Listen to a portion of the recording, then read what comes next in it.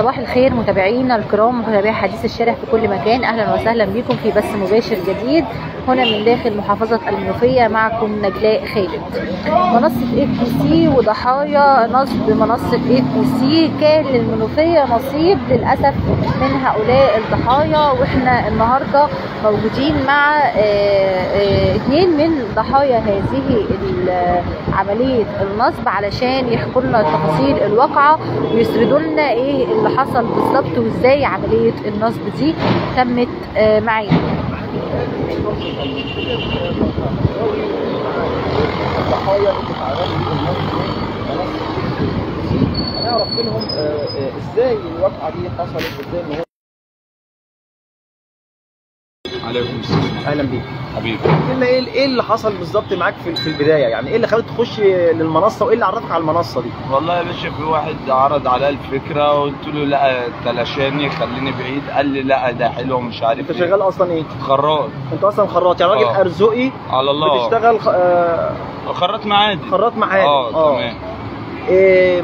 خراط ايه اللي يوديه للمنصه؟ بقى حضرتك هو الراجل كل يوم يعدي عليا يعرض عليا الفكره اقول له لا بخليني بعيد، قال لي لحد اما جاب رجلي من الاخر ودخلت فيها. اقنعك ازاي يعني؟ قال لك ايه علشان؟ قال لي دي منصه شركه حلوه وبتدفع فيها 11200 كل يوم بيجي لك تثبيتات حاجات كده بتعملها يجي لك 350 منهم. فقال لي قلت له دي حرام حلال؟ قال لي لا دي حلال وفي شيوخ جامع داخلين فيها وكده يعني حضرتك، لحد اما هي اقنعني ودخلني فيها. فدخلت فيها واللي حصل دوت اللي انا سحبت منها 4000 والباقي اتنصب عليها في 7. طب ايه اللي خلاك تثق في الراجل ده يعني؟ اللي خلاني اثق فيه اللي هو بيقول لي بقالي شهرين داخل فيها وغيره بقاله 4 شهور وغيره بقاله 5 شهور وكده، وربنا كرمهم ورزقهم بيقول لي هي حلال وكده، فاللي خلاني اخش فيها كده. طمعك؟ مش طمعني، هو اداني الثقه. طب انت بينك وبين نفسك ما قلتش مثلا ده قرش هيجي بالسهل احطه يكتر كده بكتير؟ ما حسيتش من جواك الموضوع برضو مش؟ لا هو اثبت لي اللي هو حلال، اللي انت مثلا بتفيد الشركه والشركه بتفيدك، فده دخل حلو ومش حرام ومش عارف ايه. هو اقنعني بكده وقال لي في شيوخ فيها قال لك في شيوخ فيها؟ قال لي في شيوخ جامع فيها. وفعلا في ناس شيوخ فيها. فهو اقنعني بكده. حضرتك دافع الفلوس دلوقتي بقالك قد ايه؟ بقالي حوالي شهر. هو المفروض ان كان هيبقى فيه عائد شهري اصلا هيجي لك ولا؟ حضرتك كل اسبوع يوم خميس بتسحبي فيه. حلو الكلام. فانا ساعه ما دخلت جمعت النقط فسحبت 4500 نزلوا لي 4050 بياخدوا 10% نسبه 10%. فالمهم بعد ما خلصت اخدت 4050 جينا نسحب الخميس اللي بعده قال لك ده اجازه. جينا نسحب الخميس اللي بعده قال لك برضه اجازه. فالخميس اللي بعده اللي هي قفلت فيه المفروض كنا نسحب فيه. فهم حضرتك يعني ايه انسحب كل واحد اداله جزء بسيط وبعد كده كوشوا الفلوس وقفلوا على البرنامج. طمعك الاول بانه يديك مبالغ بالظبط. واللي انت مثلا اللي انت سحبت فلوس اللي انت ممكن تفيد غيرك تخليه يخش مش عارف ايه.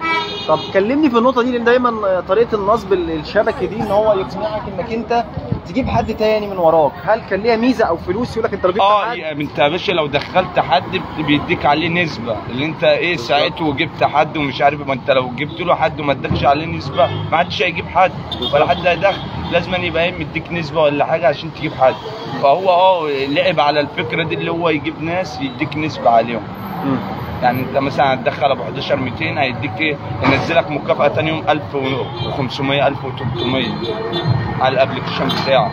طب وانت كنت بدات تقنع فعلا الناس؟ لا انا ما جبتش حد، انا عن نفسي ما جبتش حد عشان انت ركزت في شغلك يعني دفعت الفلوس وركزت في شغل الخراطه بتاعك. راحوا عوض على الله جم.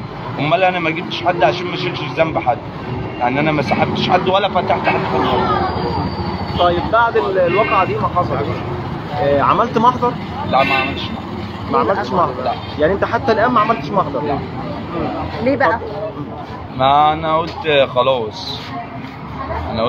استعوضت ربنا. انا قلت خلاص مش هيجوا كده. عايز اعمل محضر في مين؟ انا معيش وصل ولا معايا حاجه اعمل محضر في انت مين؟ اصلا ما خدتش وصل بحاجه حضرتك هو ما دفعت فيش الفلوس وصل. يدا بيد وخلاص. لا على الابلكيشن في دافون وراحوا للرقم تحويل، والرقم عادي ممكن بعد ما ما فيش قصه. حضرتك برضو من ضمن الناس اللي اتنصب عليهم. اتعرف بحضرتك بس الاول. محمد جمال عطيه. محمد جمال. اهلا بحضرتك يا استاذ محمد. حضرتك شغال ايه يا استاذ محمد؟ شغال طبعا كاوتشات. هننتظر. طيب استاذ احمد حد لامك او حد قال لك حاجه؟ لا لا لا لا محدش لم، لان انا داخل بحضرتك نفسي، فلما بتغامر بجزء هامش. ما استعوضت ربنا فيه قلت عوض على الله، بس ما زعلتش نفسي في حاجه. اصلا انا داخل بمزاج انا بعد هو ما قعد يصمم على كده وقلت اخش وخلاص وامر الله، فعادي ما زعلتنيش الحمد لله. يعني في ناس ثانيه زعلت جامد، يعني في ناس كتيره زعلت، يعني في ناس حصل لها حاجه. في ناس باعت بيوتها، وفي ناس باعت زرايبها، وفي ناس زعلت باعوا زرايب، يعني بهايم، باعوا بهايم. ايوه طبعا. ما هو بيبقى طماع زعلت جامد. ناس خليك على الله. خليك معانا برضه. بس انا عن نفسي خسارتي قريبه لكتير بالنسبه لناس ثانيه. طبعا. بقول لك في ناس داخله 100 وفي ناس داخله بكم شريحه، يعني ممكن يكونوا داخله في المليون، 5 تليفونات ب 100 كده مثلا 500. الله اعلم بكل واحد، بس طب انت التجربه دي بالنسبه لك علمتك حاجه؟ طبعا. يعني بتحصل كل كام سنه بنلاقي حاجه شبه كده؟ كل 4 سنين مثلا. احنا كان عندنا من 4 سنين برضه حكايه نصبيه هنا. يعني لا اقصد بنفس الطريقه كده، زي موقع يخش. لا كانت واحده اسمها بعيدا عن الاسم، انا اقصد انت سمعت قبل كده بحاجات نصب؟ لا مش عن نصبه، كانت هي نصبه ببني ادم شخص نفسه. غير كان كده بياخد فلوس ويدوم ارباح ومش عارف ايه هنا في البلد. مفهوم. بس انت وقتها ما جاتش في بالك القصه دي خالص؟ لا. الشخص نفسه اللي اقنعك انت غالبا تعرفه فوثقت فيه.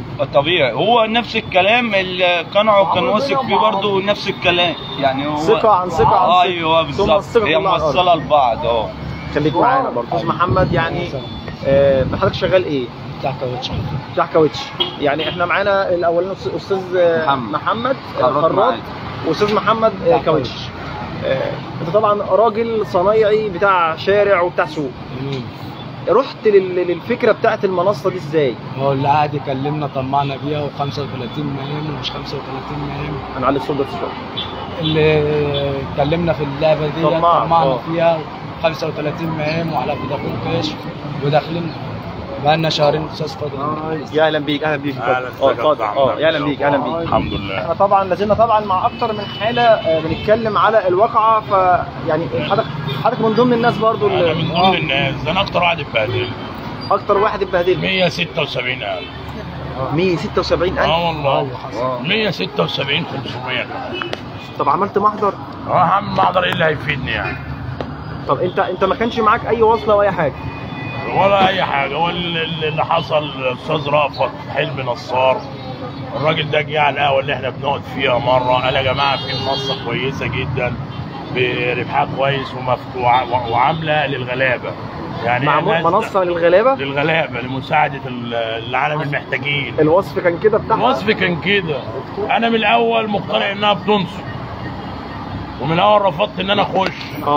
بس بقى ايه الكلام بقى ايه ده، يقول لي يا عم انت هتخس حاجه فرد الكاوتش وايه يعني غيرتها، ده 11200 ما لهمش لازمه، ده فلان صرف، ده علان صرف. وفعلا بالفعل في ناس صرفت، يعني في ناس معانا على القهوه عدت يعني كسبت اكتر ما حاطه بكتير. يعني انت شفت نماذج قدامك كسبت؟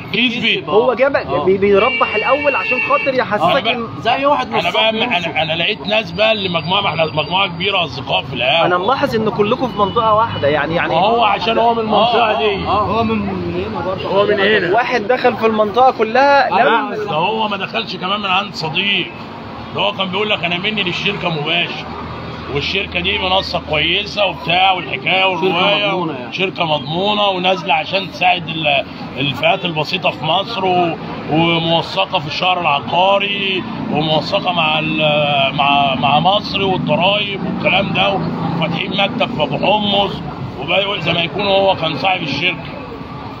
والله دخلت ب 11,200 وسمعت كلام صاحبي فرد الكاوتش ومش عارف ايه. يا ريتني ما دخلت. ليه دخلت بقى؟ واحد ما معهوش فلوس، ظروفه تعبانه، والنبي عشان خاطر ادفع لي، وده يقول لي والنبي عشان خاطر ادفع لي. يعني انت ساعدت ناس، ساعدت ناس وما خدتش منهم جنيه. لما قفلت قلت لهم خلاص عوض عليك يا رب. ما خدش من حد ربع جنيه، وما حدش دخل معايا واتضر منها. يعني اللي دخل معايا لا خد فلوسه لا انا شلت له فلوسه. حصل. يعني انت بمعنى اصح كنت سداد بالنسبه للناس اللي معاك 176 500. واي حد كان في الفريق بتاعي انا اللي دخل من عندي انا دافع له الفلوس. طب انت في ناس اقنعتها بشكل شخصي؟ ايه؟ قلت لا، اللي كلمته بشخصي قلت له هي هتنصب. انا وجهه نظري انها تنصب. هي معروفه ان هي نصب. يعني انا مثلا لما جيت محمد بقول له في منصه كذا كذا كذا والعيال بتصرف منها فلوس، بس انا بقول لك هي هتنصب. في شقه وهتنشال. انا مقتنع بكده لان لسه حاصله كذا وقع. انا ما اول مره في حياتي، غير اول مره وهتبقى اخر مره اصلا. انا اول مره كانت يعني لولا هو بيجي يقعد في وسطنا على القهوه ما يزعلش مني. ده راجل عميل. لا بعيدا عن المسميات او الاوصاف، خلينا نتكلم عن انا برضو انا راجل جاهل، انا راجل مش متعلم. لما يجي برضه راجل عميق جنب مني متعلم. احنا مش هنتكلم على وصفه او صفه، احنا بنتكلم على ان شخصيه محترمه موجوده في بلدك فانت وثقت فيها. الله ينور. ايا كانت وظيفتها او مكانها او على المعاش او اي حاجه. حضرتك ما ربحتش منها خالص، يعني استاذ محمد قال لنا ان اول خميس كان في عائد اللي هو ال 4000 جنيه. حضرتك ما فيش خالص؟ لا انا حاطط 176,000. حطيتهم كلهم مع بعض. واحد صاحبي كان داخل ب 37,000 صعب عليا، ما ينفعش ان هو ما خدش منها حاجه، انا دفعتهم. وواحد وناس كتير. ليه دفعته لهم؟ يعني عشان حضرتك اللي كنت اقنعته؟ يعني انت اللي كنت اقنعته. هو بيقول لي، هو جاي بيسالني بيقول لي المنصه دي 1 2 3، قلت له يا المنصه دي بتنصب، انا عايز انها بتنصب، بس انا اللي انا شايفه انها قاعده لحد النهارده بتبعت فلوس للناس، وبتبعت فلوس كويسه للناس كلها. واولا اللي انا كنت باخده منها كنت بفرقه. هتيجي يعني يا باشا. شغال ايه؟ ايه؟ شغال ايه؟ انا عندي مخبز فرن بلدي، وعندي هنا الكشك ده بتاعي. يعني انا ملاحظ ان كل الناس اللي حصل لهم الواقعه خراط بتاع ميكانيكا او كاوتش، ما هي بقى الناس كلها يعني. وسواق الروسيكل انا اتنصب علينا. اتنصب عليك؟ والله. هنا جنبنا خش مع اخواتي. واحنا داخلين ب4 تليفونات، انا وشريف اخويا وجوز اختي واخويا. انت شغال ايه قلت؟ بتروسيكل. سواق تروسيكل. اتنصب عليك برضه؟ اتنصب عليا في اللعبه دي برضه.